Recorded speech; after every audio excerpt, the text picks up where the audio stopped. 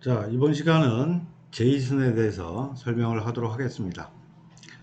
제이슨은 자바스크립트 오브젝트 노테이션의 약자입니다.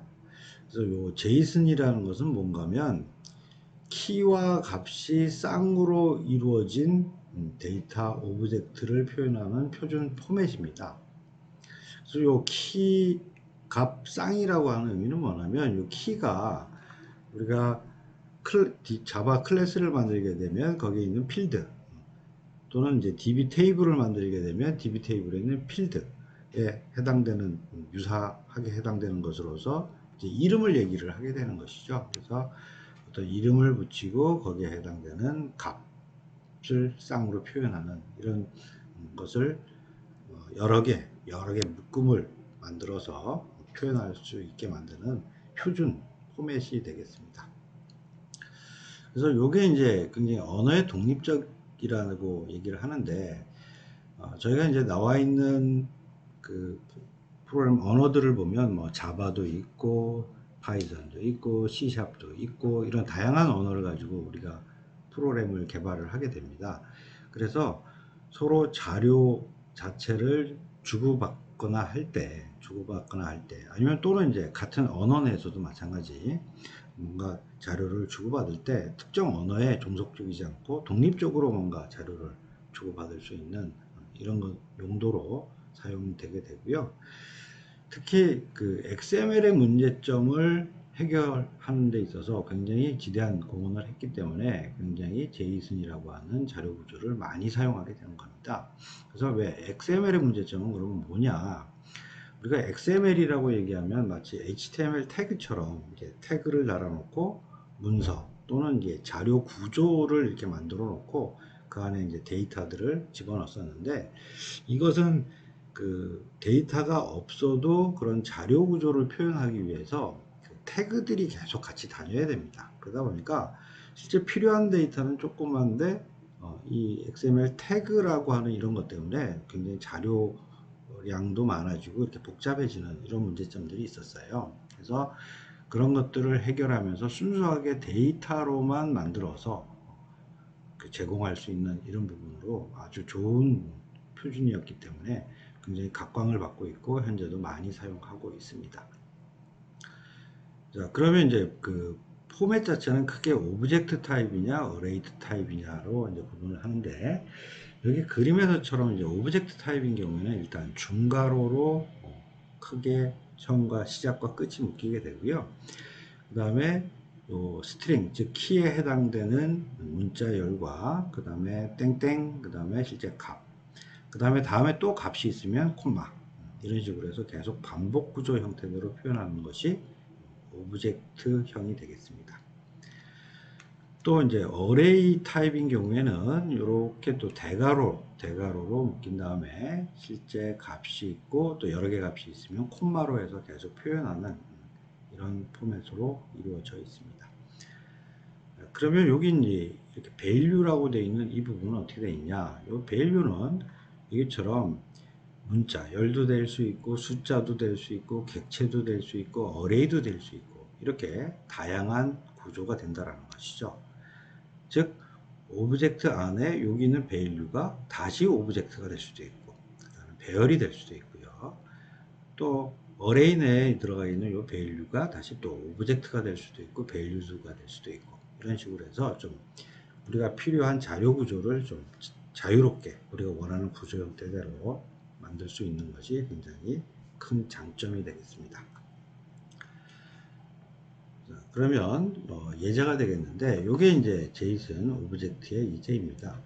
지금 보면 오브젝트니까 중괄호 시작과 끝이 있는 거고요. 그 다음에 여기 이름, 나이, 성별, 주소가 라고 되어 있는 이런 것들이 이제 키에 해당되죠. 즉 이름, 그러니까 우리가 문자열로 표현되는 이름이라고 할 수 있는 것이죠. 그리고 땡땡땡땡 한 다음에 여기에 들어가는 실제 값들이 되겠습니다. 그래서 문자열 값도 있을 수가 있고요. 숫자로서 값이 될 수도 있습니다.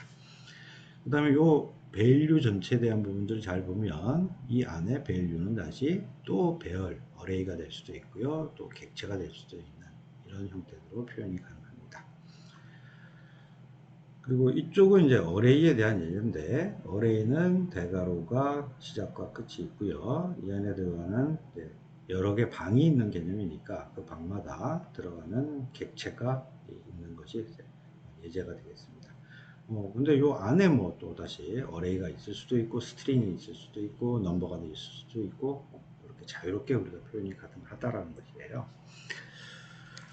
자, 그러면 이제 제이슨 어레이 구조화를 이제 여러분하고 한번 실습을 할 건데, 지금 있는 요게 이제 예제입니다. 예제인데, 자, 요거 한번 요거 그 메모장에다 놓고 여러분들이 한번 구조화가 잘 되어 있는지, 즉 앞에 있는 이와 같은 포맷 형태대로 여러분들이 제이슨 자료를 잘 만들었는지 이제 여러분들이 좀 확인을 해야 돼요.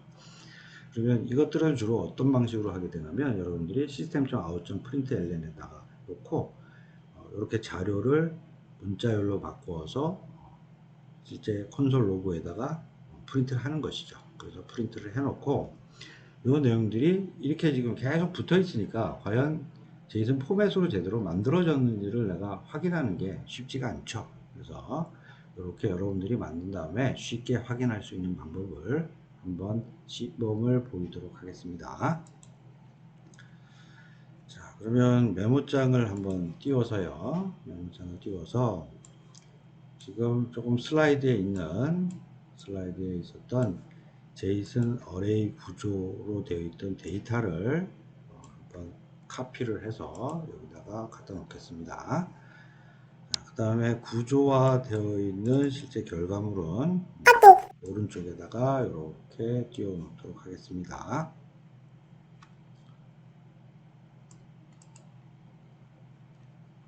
자, 그러면 이제 한번 시범을 보도록 하겠습니다. 지금 배열로 들어온 구조니까 배열 시작하고 엔터 키를 딱 친 다음에 탭 치고 그 다음에 방이 여러 개니까 방마다 지금은 이제 객체가 되어 있으니까 엔터 치고 탭. 자, 이렇게 해서 들어가 있는 키 밸류로 되어 있는 하나하나 단위로 이렇게 구조화를 시켜서 쭉 한번 여러분들이 작업을 한번 하시는 겁니다. 작업을 이렇게 하시면 한번 자, 이렇게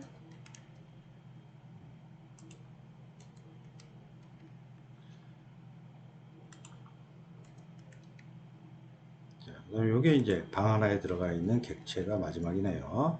자, 끊고 그 다음에 콤마로 그 다음 방에 있는 거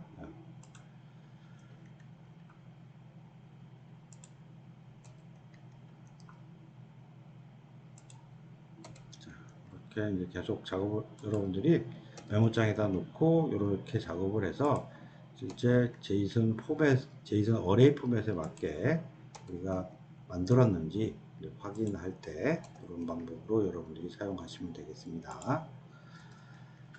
자, 그럼 이렇게 이제 끊어 보니까 결국 제이슨 포맷대로 정상적으로 만들었는지를 이제 확인할 수 있는 것이죠. 그래서 혹시 여기에 뭐 중괄호나 콤마나 또는 추가적으로 뭐 콤마가 두 개 찍혔거나 이런 부분들을 확인할 수 있는 부분이 되겠습니다. 자, 그러면 다시 또 우리 두 번째 이번에는 제이슨 오브젝트로 이렇게 만들어졌어요. 그럼 제이슨 오브젝트로 만들어진 부분에 대해서 한번 동일한 방법으로 한번 구조와 실습을 하도록 하겠습니다. 자, 그럼 이것도 슬라이드에 있던 내용을 그대로 카피를 하세요. 카피를 해서 여기다가 카피를 이렇게 해 놓습니다. 그 다음에 요것은 제이슨 오브젝트로 되어 있는 요 샘플의 구조화된 결과물이에요. 자, 그럼 또 한번 해볼까요? 자, 어카운트 네임은 홍길동으로 되어 있는 하나의 값 하나짜리고요. 자, 지금 봤더니 요 값 자체가 또 배열이네요. 배열이에요. 그러면 이 안에 또 배열이 들어오는 것이고, 또 배열이니까 이 안에 또 값이 또 여러 개가 있을 수 있겠죠. 그래서 또 요 안에 들어가고, 이렇게 하나씩 하나씩 내가 구조화를 해보는 것입니다.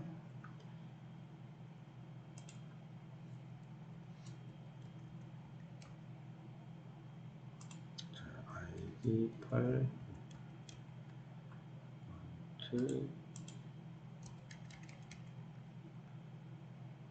자, 여러분 이렇게 자료 배열 안에 있는 값이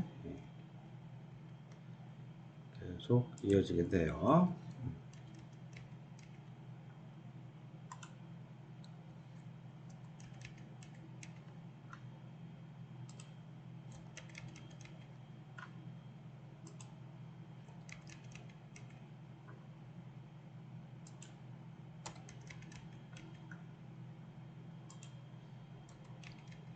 자, 그러면 이렇게 배열로 들어가 있는 값이 배열로 들어가 있는 것에 이렇게 끝났습니다. 자, 그 다음에 세 번째 있는 것은 그냥 값 하나짜리네요. 값 하나짜리.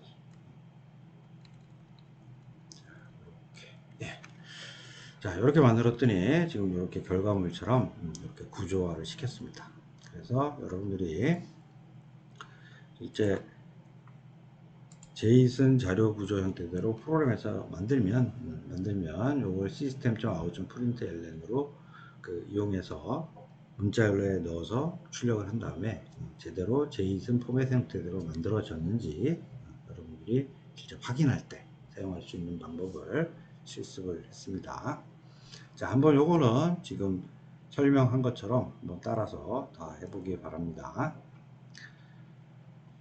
자, 두 번째는 이제 AJAX에 대해서 좀 설명을 할 텐데, AJAX는 뭐 Asynchronous JavaScript and XML의 약자예요. 약자이고, 이거는 비동기적으로 자료를 주고받을 수 있는 기술이고, 그리고 이 AJAX라는 게 처음 나올 때는 자료를 전달하고 하는 이 부분에 대한 것들은 XML이라고 하는 표준으로 처음에 제시가 됐었어요. 그런데 앞에서도 설명했듯이 XML의 어떤 그런 문제점 때문에 이것이 제이슨으로 발전을 했죠. 그래서 요즘은 AJAX 기술을 쓰면서 실제 주고받는 자료들은 제이슨 형태로 쓰는 것이 일반적이 되겠습니다. 자, 그러면 이제 이게 요 기술을 쓰게 되면 우리가 웹페이지를 다시 로딩하지 않고 서버하고 웹브라우저 간에 데이터를 주고받을 수 있게 해주는 것입니다. 자, 우리가 이제 이 웹페이지라는 거는 우리가 서브밋 딱 때려서 이벤트를 발생을 시키면 항상 새로운 페이지에 대한 .jsp가 실행이 되고 실행된 결과로 만들어진 HTML이 웹브라우저로 다운로드돼서 우리한테 눈에 보여지는 것이거든요. 그래서 웹페이지가 다시 바뀌는 부분에 대해서는 고전적인 방식은 항상 다시 릴로딩, 즉 로딩이 돼야지만 이 부분이 갱신이 되는 겁니다. 그런데 AJAX라는 기술을 쓰게 되면 그렇게 리로딩이 되지 않고 데이터만 주고받으면서 그것을 화면에 표현할 수 있는 이런 기술이라는 것이죠. 그래서 현재는 뭐 XML을 안 쓰고 대부분 JSON으로 우리가 지금 사용을 하고 있습니다. 자, 그러면 이제 이 AJAX 기술이 나오면서 다양한 디바이스에 대해서 우리가 제공을 해줄 수 있는 부분이 이제 하나로 만들 수가 있다는 거죠. 서버 입장에서는. 그래서 서버 입장에서는 HTTP URL로 요청을 받으면 JSON 포맷으로 만들어서 결과를 주기만 하면 되는 것이죠. 그러면 서버 입장에서는 웹에서 요청을 한 건지 안드로이드 앱에서 요청을 한 건지 iOS에서 애플 iOS에서 요청을 한 건지 이런 것들을 가리지 않고 서버에서는 제공을 해주는 것을 표준화할 수 있다는 것입니다. 그래서 방법은 만약 웹인 경우에는 AJAX 이용해서 서버 URL을 호출하고 수신받은 JSON 포맷으로 되어 있는 결과를 파싱해서 이렇게 보여주는 이런 방식으로 운영이 되고요. 만약에 여러분들이 안드로이드 앱을 개발해서 하는 경우에는 이 안드로이드 앱에서 제공해주는 어싱크 타스크라고 하는 클래스가 있어요. 그래서 이거를 상속받아서 서버 URL을 호출하고 수신받은 JSON 포맷 결과를 파싱할 수 있습니다. 그래서 이와 같이 운영되는 것이 일반적이 되겠습니다. 그러면 웹 환경에서 AJAX를 사용해서 비동기 통신을 하는 절차는 다시 한번 네 단계로 한번 나눠보면, 우선 클라이언트, 즉 웹브라우저 입장에서는 서버에게다가 AJAX 이용해서 서버 URL을 호출하겠죠. 그러면 우리가 그동안 실습했던 HTML 폼에 있는 데이터를 포함해서 호출을 하게 돼요. 그러면 서버 입장에서는 우리 계속 쓰고 있던 getParameter라고 하는 메소드를 이용해서 HTML 폼 데이터에 있는 것들을 꺼내와서 또 필요하면 DAO도 호출을 하고, 그런 다음에 이것을 처리 결과 자체를 받고요. 그러고 나서 서버에서 클라이언트한테 데이터를 줄 때 걔를 JSON 포맷으로 변환을 해준다는 것이죠. 그래서 변환을 해주고 걔를 우리가 아웃객체라는, 즉 아웃객체라는 것은 웹브라우저에다가 내려주는 그 표현되는 그 자료들의 그 저장소였죠. 그럼 거기다가 그대로 라이트를 해줘서 리스판스를 이용해서 리턴을 해주게 됩니다. 그럼 클라이언트는 수신받은 제이슨 객체를 파싱해서 화면에 보여주게 되겠습니다. 자, 그러면 이렇게까지 앞에 제이슨과 AJAX에 대해서 간단히 설명했고요. 그 다음에 여기 지금 URL을 하나 쭉 갖다 놨는데, 이 URL은 한번 자바스크립트가 처음에 태동이 돼서 그동안 진화돼서 계속 발전했던 내용들을 굉장히 재미있게 설명을 하고 있어요. 한번 여러분들이 이 동영상을 한번 시청했으면 좋겠고, 그 다음에 우리 지금 그 스프링 수업 시간에는 지금 AJAX까지만, AJAX, 그 다음에 여러분들이 1학기 때 배웠던 jQuery, 자바 이런 얘기들을 쭉 하고 있는데, 이제 이 이후에도 또 지금 현재는 더 발전돼 있죠. 또 그래서 리액트나 노드.js 이런 것 같고, 이 프론트엔드 단들은 SPA, 싱글 페이지 어플리케이션이라는 개념으로 현재 또 그게 굉장히 유행을 하고 있고요. 그 다음에 또 여러분들 배우고 있는 노드.js도 배우고 계시죠. 그래서 자바스크립트를 가지고 백엔드까지 커버하는 이런 부분으로 많이 발전을 하고 있어요. 그래서 전반적인 자바스크립트에 대한 역사를 여기서 쭉 재미있게 설명을 하고 있어요. 참고로 여기 있는 동영상은 꼭 한번 시청하기 바랍니다.